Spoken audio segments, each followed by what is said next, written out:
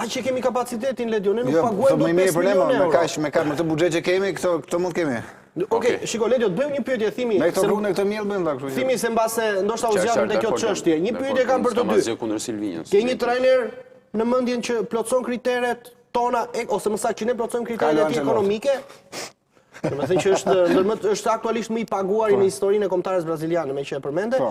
Apo një emër shqiptar, mendoni se mund të bëjmë më mirë ose mund të jetë i duhur, i vetëm kaq dua. Nuk i dihet asnjëherë, por që do doja të ishte një projekt me një trajner shqiptar, absolutisht që nuk e... Edhe një projekt afatgjatë, do thoja. Pikërisht. Okej, ndërkohë, ne ndalim pak tek Superkupa, Barcelona bëri detyrën ndje?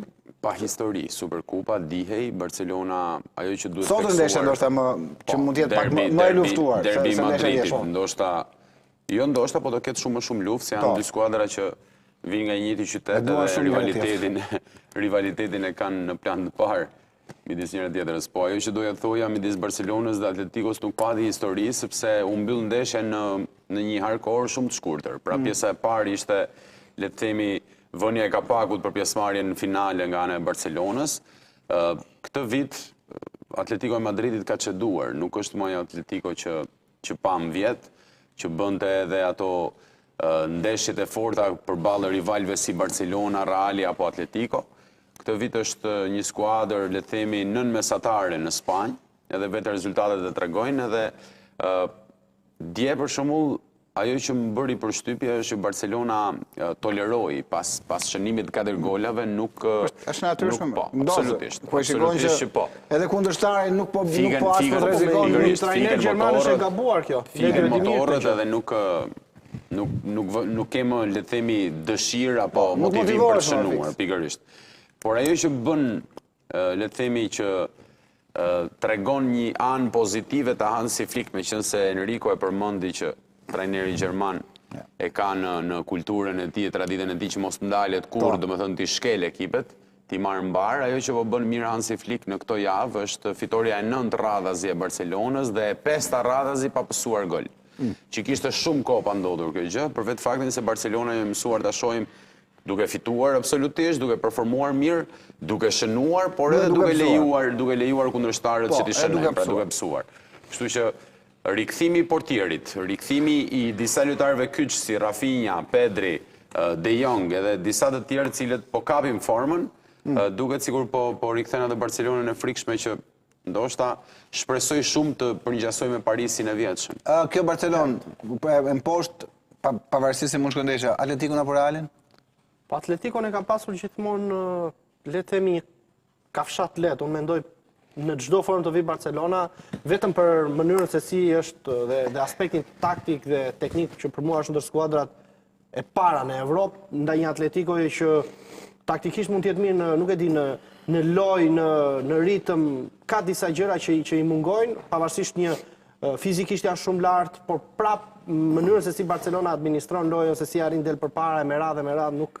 Për mua Barcelona do ta ketë të lehtë, mendoj do ta kaloj dhe Atletico. Në rast, pastaj me Realin hyn në lojë shumë gjëra, hyn në lojë duhet një hakmarrje për Barcelonën për atë humbje në kampionat në La Liga, sepse në 2025 në fazën e parë Reali e mposhti, dhe jo vetëm e mposhti, por një dominim gjatë gjithë lojës, edhe pse pati pak gola të shënuar, aty do të ketë, besoj, më tepër luftë, sigurisht do donim gjithë një El Clasico, megjithse Ledio ka të drejtë për faktin kur thotë që luhet në Arabinë Saudite dhe aty vlerësoj si Superkupa e Italisë, që kemi diskutuar bashkë në këtë studio, po.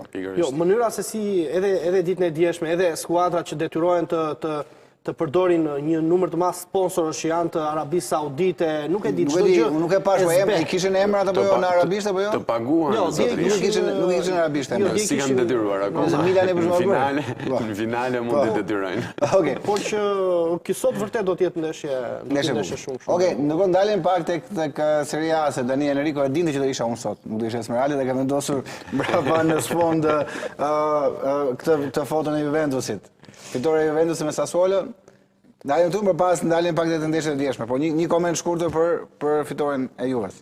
Me që jam unë. Nuk e di a ka ndonjë fitore Juventus me tillë rezultat gjatë gjithë sezonit. Të duhet parë.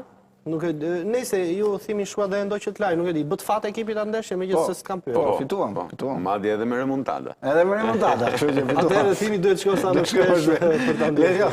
Juve, Spalletti se ti ke qenë pak e ke mbështetur deri diku Spalletti. Po, Spalletti ka ndryshuar totalisht fytyrën e Juventusit. Pra po e rikthen deri diku, le të themi të quhet një skuadër tashmë. Pra, nëse Tudor u mundua deri diku për të bërë diçka te Juventusi, duke që nuk i përgjigjeshin mekanizmat brenda skuadrës, ndërsa Spalletti absolutisht që ka një përvojë shumë më të madhe në botën e futbollit, është një trajner që edhe ka fituar, e njeh kampionatin italian, është fitues me Napolin, fitoi në mënyrën më spektakolare të mundshme, me lojë, me rezultate, tregoi domethënë që ishte trajner i cili dominoi atë vit dhe meritoi, kështu që prisja që të bënte ndryshim të Juvja dhe duket ndryshimi. Po të marrësh 10 ndeshjet e fundit Juventusit që kur ka ardhur Spalletti, besoj që duhet ketë 7 apo 8 fitore. Kështu që këto rezultate Juventusi besoj do të kthehet pas në kohë për t'i kujtuar, kështu që janë në rrugën e dur, sepse janë afruar edhe kreut. Okej, ndërkohë dje Interi ka fituar, Napoli ka barazuar, ndërkohë sot Milani jot Ledi është me Genoan dhe Cremonese me Cagliari. Si është Juve simptom Zlatan Ibrahimović. Fiks. Ke lënë se ke punkteja, po merresh pak me përmbytjet në Shqipëri dhe do shkosh prapë. Nisi me Inter është shumë i fortë për Parmën. Inter është shumë i fortë për Parmën. Pastaj për Milanin duhet të flasë njëherë Enrico. Napoli nuk e di, kam përshtypjen që nuk besoj që një ekip si Verona mund të sillte kaq shumë vështirësi, domethënë i shkau, si i thonë dhe u poshtë këmbëve, po më pas e mori veten, po nuk pati kohë për të rikthyer edhe për të marrë atë që deshte. Kështu që në të tilla ndeshje ndonjëherë detajet bëjnë diferencë. Po pra, me pak dashamirësi, do flasë se Ledi nuk flet, se ka konflikt interesi. Jo, e kisha lëm ty Milanin. Vetëm pak tek Napoli me pak dashamirësi të arbitrit dje mund të kishte dalë me 3 pikë, sepse shënoi një gol që për mendimin tim mund të, sepse Dora ishte diku në këtë pozicion e Hojlund që realizoi dhe arbitri si rrallë herë në Itali anulloi një gol të tillë, por mua nuk më çudit Napoli thimi. E kam thënë gjithmonë Napoli, Atletico, mbase dhe Arsenali, sepse po fillon të mazbek të teorinë time. Arsenali dalin pak ndalën pastaj dhe diskutojmë këtë. Kemi Arsenal Liverpool, kështu që ato ta mbyllim, po. Po, por që realisht e them gjithmonë Interi për mua nuk ka konkurrencë në kampionatin italian. E përmendi, kishin bërë një analizë vetëm pak ekspertët në Itali dhe tregonin se sa shumë ka ndryshuar skuadra në dukje. Është e padallueshme se sa ka ndryshuar që prej nisjes sezonit dhe deri tani në pjekuri, në vazhdimsi dhe në pragmatizëm që unë e them gjithmonë që e ka të lartë. Pastaj, po tjetë për Milanin, dua patjetër të marrë një fitore në mënyrë që gara të vijojë të jetë e bukur, sepse Milani është e vetmja skuadër që mund ta mbajë garën në këto pozita. Po e lëshoi dhe Milani. Sonte Interi pastaj mund shkëputet nga 2, nga 3, nga një pikë dhe s'kemi çfarë shikojmë më. Okej, kalojmë tek superdeshja sotme. Arsenal Liverpool. Me që duhet të flisë për Arsenalin. Po nis me ty ne, pastaj ta mbyll Ledi. Po një Liverpool me shumë mungesa. Okej. Zala. Pra do të gjej prapë një ligje për mos mburur Arsenalin Ledi. E ka këtë. Alexander Isak.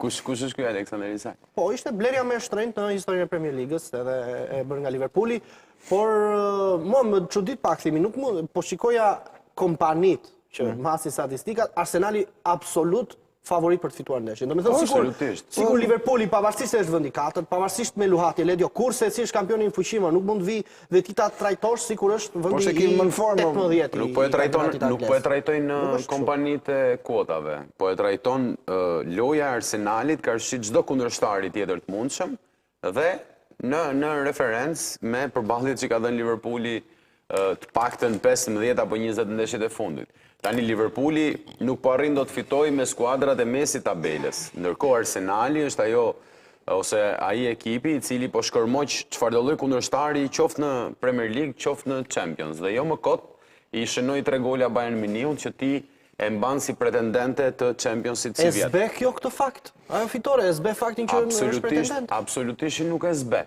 Por, ti shënosh 3 gola pretendentit kryesor për fitimin e Championsit, do të thotë që ti brumin e ke shumë të mirë. Tani, atë që po bën ai Arteta me Arsenalin, e kemi parë të gjithë. Pikët maksimale në Champions, në vend të parë, mos të gaboj me distancë 6 apo 7 pikë, apo 5 pikë larg Cityt. Kështu që 48 pikë nëse s'gaboj. pikërisht. 48, një ndeshje më pak dhe 43. 43 është City. Edhe një ndeshje më pak. Një ndeshje më pak, po. Tani, ajo ndeshje me Liverpoolin mund t'i ketë edhe i ka të treja rezultatet brenda, se absolutisht nuk ka asgjë të keqe të fitojë Liverpooli, Që është e kushtëzuar i në ka mungesat, kapacitetet për të fituar. Por ajo mungesa që përmendet i Zala për mua është fitore për Liverpoolin, si e shohun futbollin. Pastaj është ndryshe. Unë mendoj që Liverpooli i bëri golin vetes si vjet me mbajtjen e Zalas dhe shitjen e Luis Diazit. Hoqi lojtarin më të mirë që kishte dhe mbajti një lojtar i cili është drejt perëndimit. Domethënë Zala ka dhënë për Liverpoolin jashtëzakonisht shumë, por nuk është më i pari. Në Angli. Nuk është më i pari.